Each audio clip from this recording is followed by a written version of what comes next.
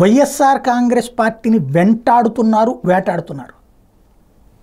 తొలి రోజు జరిగితే, రెండో రోజు జరిగితే దాన్ని ఆవేశం అంటారు, లేదా ఆ క్షణంలో వచ్చినటువంటి ఉద్రేకం అంటారు.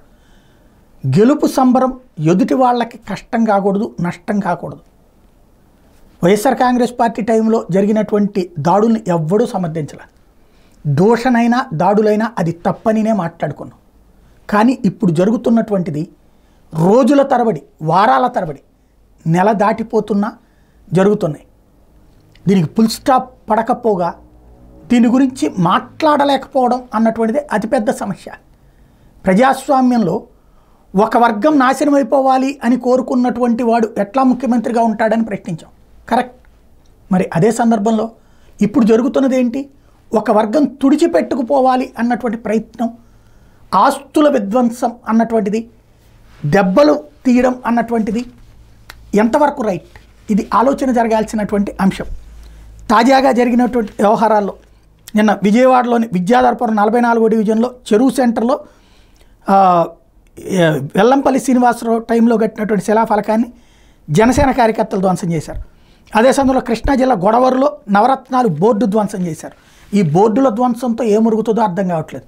ఒక చరిత్రలో ఇది కట్టారు, ఇది కట్టలేదు అనేది, విధ్వంసాలు అనేటువంటిది ఈ దేశం మీద దండయాత్రలు చేసిన కాలంలో జరిగినాయి, మళ్ళీ ఇప్పుడు జరుగుతున్నాయి. ఇది దండయాత్రల కాలం ఎట్లయిందో అర్థం కాలేదు.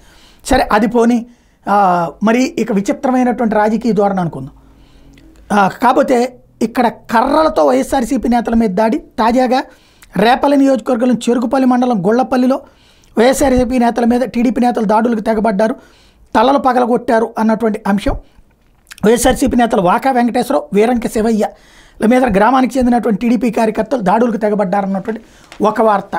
మరొక వైపున ఏదైతే ట్రాక్టర్లకి నిప్పు పెట్టారు నరసరావుపేట దగ్గర, వైఎస్ఆర్సీపీ సానుభూతుడు తిప్పిరెడ్డి శివారెడ్డికి సంబంధించినటువంటి ట్రాక్టర్లు తగలబెట్టారు. అట్లాగే పులివెందుల శ్రీరామ హాల్ బైపాస్ రోడ్డులోని వైఎస్ఆర్సీపీ కార్యకర్తలు రాజీ, సిద్ధారెడ్డి, నాగచైతన్య, నాగకార్తికుల మీద టీడీపీ కార్యకర్త వినయ్ తదితరులు దాడికి తెగబడ్డం, కర్రలు రాడ్లతో వాళ్ళని చితకబాది ఇళ్లలోని టీవీలు, అద్దాలని ధ్వంసం చేయడం. అట్లాగే నంద్యాల దగ్గర గడివేముల దగ్గర వైఎస్ఆర్సీపీ నాయకుడు గంజర్ల రవీంద్రారెడ్డి మీద టీడీపీ నాయకులు మంగళవారం ఉదయం హత్యాయత్నానికి పాల్పడడం, బైకు మీద వస్తూ ఉండగా దాడికి పాల్పడడం, శుద్ధగయ్యి దగ్గర 3 బైకులతో ఎదురొచ్చి బైకుని ఢీకొట్టి ముగ్గురు కింద పడిపోయిన తర్వాత కత్తులు, గొడ్డళ్ళు, రాడ్లతో దాడి చేసినటువంటి అంశం. వీటన్నిటి మీదన ఏ టీవీ ఛానళ్ళలో బ్రేకింగ్లు రావట్లేదు, ఓ సాక్షులు వేసుకుంటున్నారు, మిగతా ఎవరికి పట్టట్లేదు. వీటి తప్పని మాట్లాడేవాళ్ళు లేరు. తప్పుని ఎప్పుడైనా సరే తప్పు అంటే అది కరెక్ట్ అవుతుంది. తప్పు జరుగుతున్నా నిశ్శబ్దంగా ఉంటే తప్పు చేసేవాడికి ధైర్యం వస్తుంది, ఆ తప్పు చట్టబద్ధం అవుతుంది, ఆ తప్పు భవిష్యత్తులో ప్రమాదం అవుతుంది. భవిష్యత్తులో మళ్ళీ పునఃతప్పులు జరిగితే దాని ప్రమాదం సమాజాన్ని పట్టి పీడిస్తుంది. బీహార్ గురించినో బెంగాల్ గురించినో మనం చెప్పుకుంటా ఇప్పుడు మన దగ్గరకే అట్లాంటి పరిస్థితి వస్తే ఎట్లా రైట్? ఆలోచించాల్సిన సందర్భం.